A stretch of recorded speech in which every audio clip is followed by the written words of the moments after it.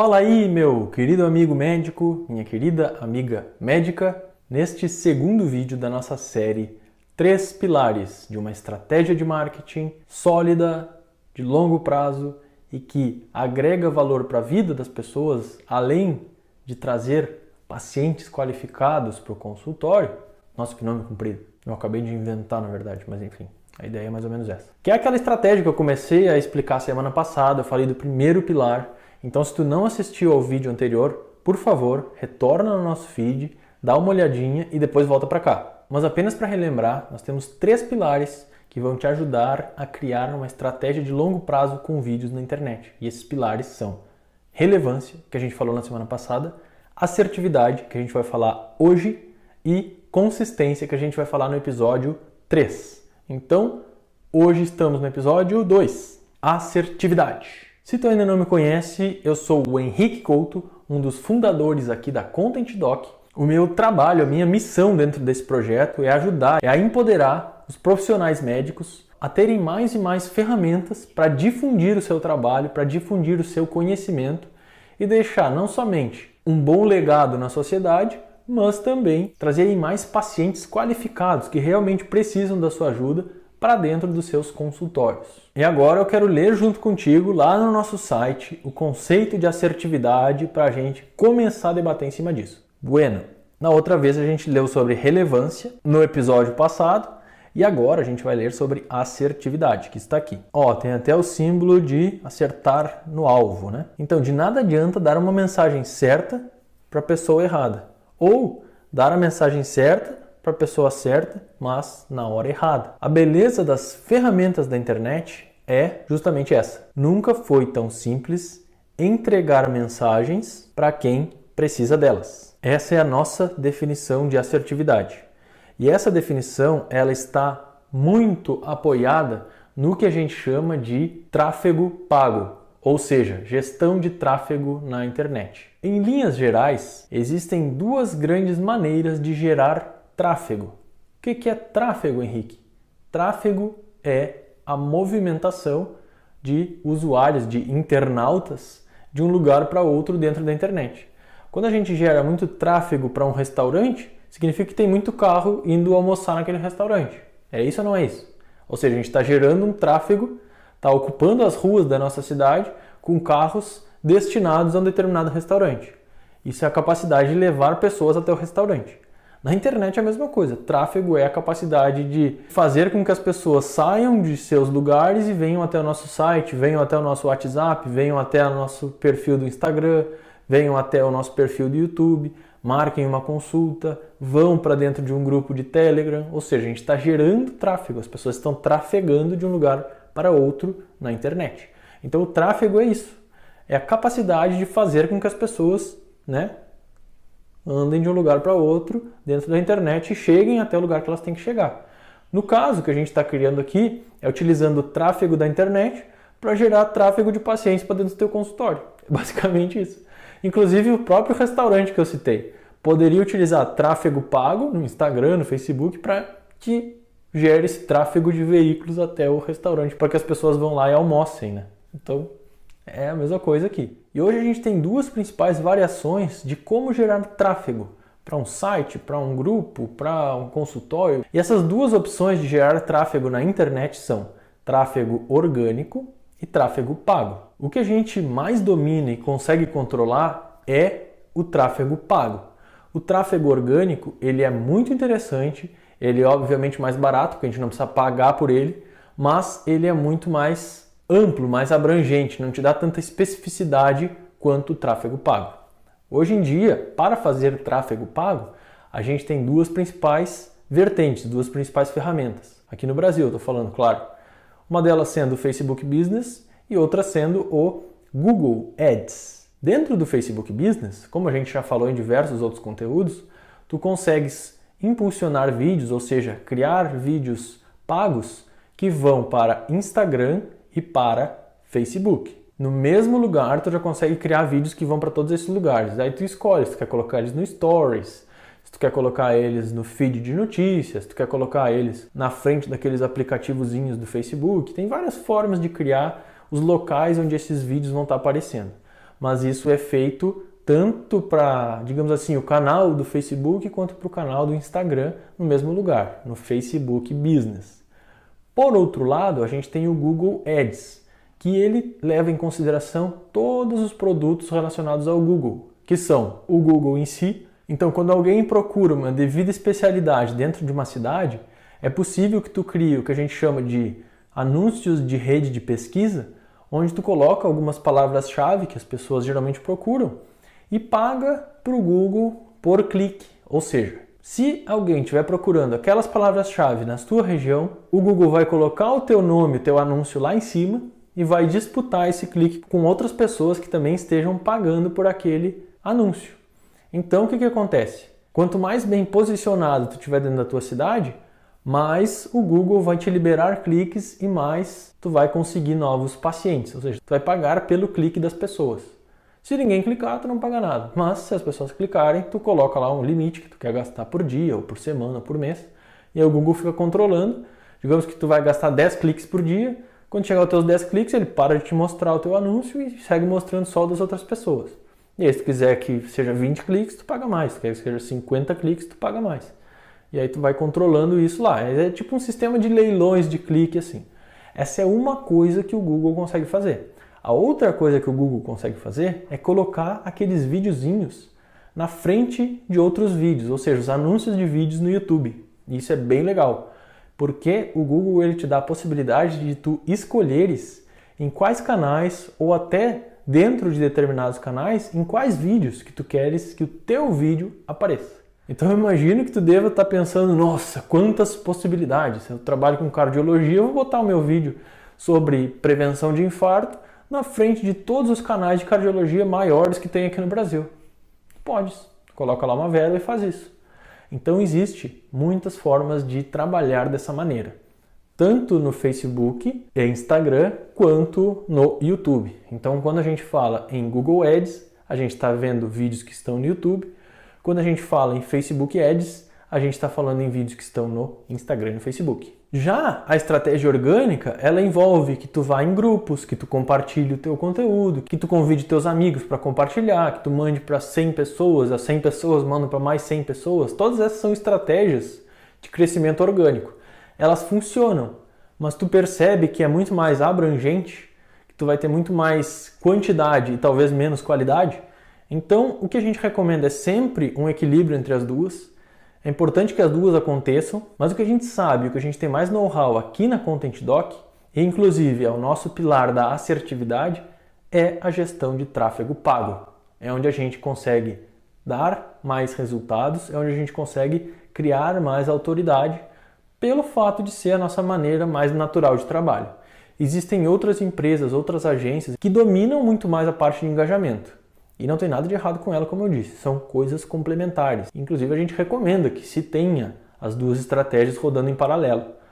Mas, é o que eu digo, se para ti faz sentido ter um monte de vídeos relevantes, que a pessoa entre, ela sinta que tem como se fosse assim um grande material, um grande arsenal de conteúdo lá, e que tu realmente é um especialista, tem vídeos longos falando sobre um assunto, realmente é muito especialista dentro deste assunto, a estratégia RAC, que eu estou explicando aqui, vai ser um potencializador dessa tua missão, caso tu queiras seguir com essa missão, né?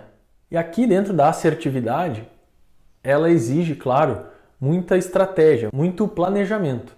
Mas o que eu quero deixar aqui é tirar um pouquinho do peso disso, tirar um pouquinho desse mistério. Esse mistério todo da gestão de tráfego. Olha, de fato, é uma coisa que exige dedicação, claro, que exige carinho, que exige atenção, mas a gestão de tráfego, ela não é um bicho de 7 cabeças, não é uma coisa que é impossível de aprender. Tu não tem aí a medicina baseada em evidências? Pois é, a gente tem o marketing baseado em evidências, ou seja, o tráfego ele nos dá métricas para tudo hoje. A gente pode rodar uma campanha de marketing e ver o que aconteceu praticamente no dia seguinte. Então é muito rápido de aprender. A gente testa uma coisa, vê o resultado daquilo, toma decisões de melhoria, toma medidas para que aquilo volte para os trilhos, volte para os eixos. E é muito simples de manter o projeto, de manter o trabalho no caminho certo. Por quê? Porque a gente tem muita riqueza, muita disponibilidade de números para nos ajudarem, para nos guiarem nesse trabalho. E uma das coisas principais que eu quero deixar aqui diferenciado para ti neste vídeo é justamente a questão de conteúdo e anúncios. São duas coisas um pouquinho diferentes, tá? E a diferença está no que eu chamo de natureza do público. O que significa natureza do público? Lembra que eu falei estratégia de engajamento ou estratégia de visualização de vídeo? As duas maneiras de tu trabalhar. A estratégia de engajamento está muito mais apoiada no orgânico e a estratégia de visualização de vídeo está muito mais apoiada no tráfego pago, certo? Bom, essas duas estratégias, elas têm públicos diferentes, naturezas de públicos diferentes. A natureza de público de uma estratégia de engajamento é um público participativo, é um público que gosta de comentar, curtir, de participar mais ativamente, de dar likes, coraçãozinho, palminhas. É esse tipo de público que está aqui dentro desta estratégia. Então a natureza do nosso público aqui, a forma como a gente mede o tamanho deste público, muitas vezes é para o lado de seguidores, de inscritos no canal, de pessoas que te acompanham, porque elas vão receber atualizações tuas de maneira orgânica, tá? Na outra mão, no nosso lado aqui de trabalho, que é o lado da assertividade, ou seja, do tráfego pago, público para nós basicamente significa pessoas que assistiram teus vídeos até o final. Isso que a gente considera um público, isso que a gente considera uma audiência. Então, enquanto aqui, número de seguidores, para nós é pessoas que veem o vídeo até o final. Isso para a gente é público.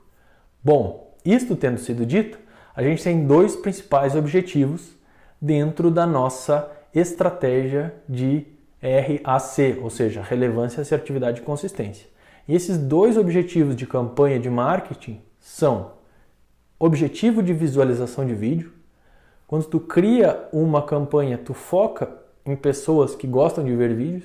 Então, esse é o primeiro objetivo que a gente escolhe quando vai montar uma campanha. E o segundo objetivo é conversão. O que é conversão? Bom, uma vez que a gente tenha o nosso público de pessoas que viram os vídeos até o final, a gente cria os anúncios de conversão. Ou seja, anúncios que vão ser direcionados para essas pessoas que viram os vídeos até o final. E aqui a nossa hipótese baseia-se no seguinte fato.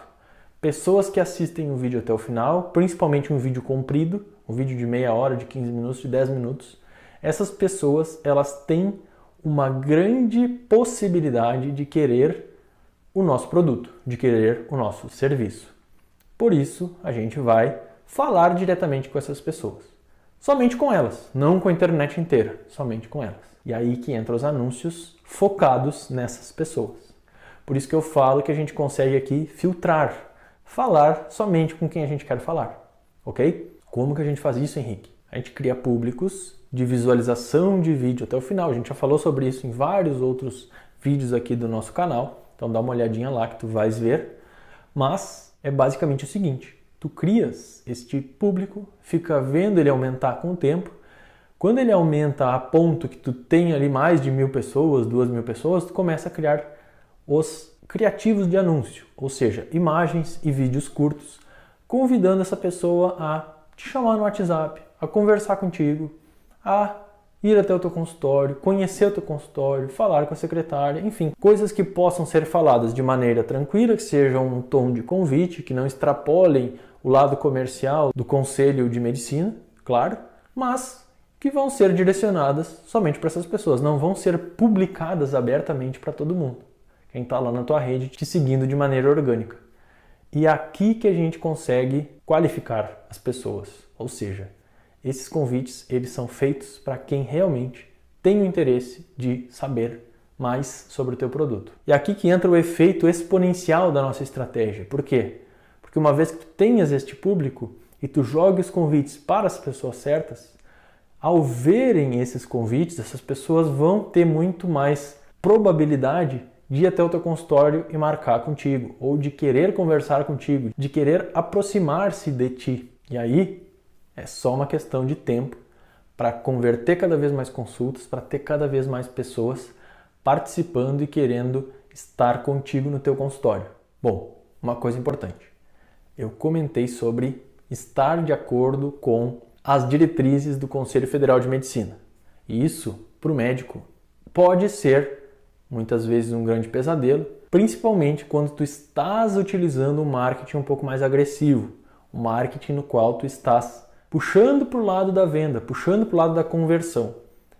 No episódio 1 da nossa série, eu falei sobre ethical copywriting, ou seja, a escrita de textos de persuasão de maneira ética.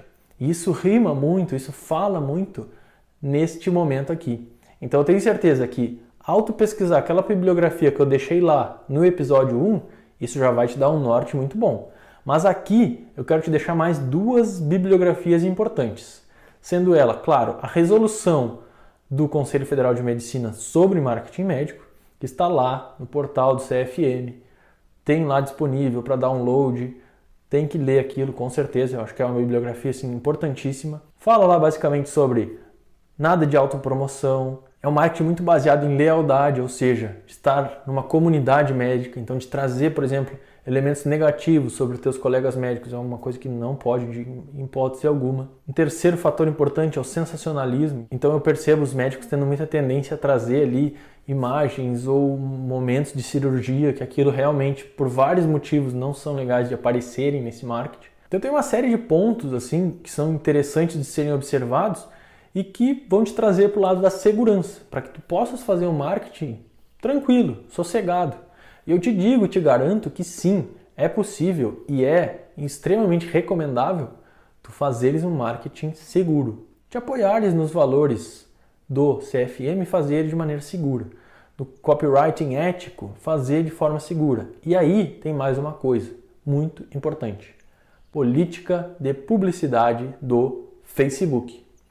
Tem alguns detalhes sobre imagens que pode utilizar, tem alguns detalhes sobre os textos, a forma como tu escreves os posts. Tudo isso tem que ser avaliado na hora que tu fores fazer o tráfego pago. Então isso é basicamente assim uma leitura obrigatória para quem quer anunciar política de publicidade do Facebook e manual do CFM sobre conduta médica no marketing. Mas eu diria assim que a principal coisa para que tu faça um marketing com segurança é assista o episódio 3. E agora aquela hora que a tela fica meio preto e branco, sabe? Isso que eu acabei de fazer chama-se antecipação. Então quando tu for fazer isso daí, tu pode utilizar isso nos teus vídeos, deixa assim, ó, continuação. Tem até lá um negócio que a gente vê nas novelas mexicanas que eles chamam de Friday Night Cliffhanger. Ou seja, quando o ator principal fica pendurado no abismo e aí tu tem que esperar até segunda para saber o que aconteceu. Isso chama antecipação. Isso é uma dica de copywriting que tu pode utilizar. Tu viu que eu utilizei de maneira ética. Eu estimulei um pouco a tua curiosidade para que tu queiras assistir o episódio 3. Então isso chama-se antecipação. É um dos pilares aqui da nossa estratégia que tem a ver com relevância. Então para que esse vídeo seja ainda mais relevante para ti, tu ficou nessa curiosidade de ver o próximo episódio. Pelo menos eu espero. Até mais.